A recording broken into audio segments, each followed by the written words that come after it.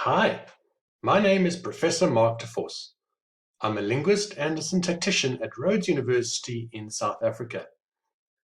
If you're wondering where that is, it's in a little town called Makhanda, formerly Grahamstown, in the Eastern Cape province of South Africa.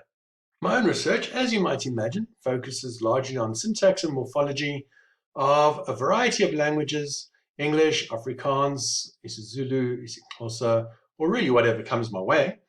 I have also got a keen research interest in the psycholinguistics of literacy in South African languages. Now, this site is primarily for my students to access their supplementary lecture material, so please don't mistake it for a full course in linguistics. Sometimes I simplify things, and because these are short videos, sometimes they're not comprehensive. So, nothing I say or do should be construed as linguistic advice. And please make sure that you wear your linguistic safety glasses and work gear when trying this for yourself. If any of this helps you to understand a bit more about syntax, then you're welcome to comment or get in touch. Enjoy the lecture.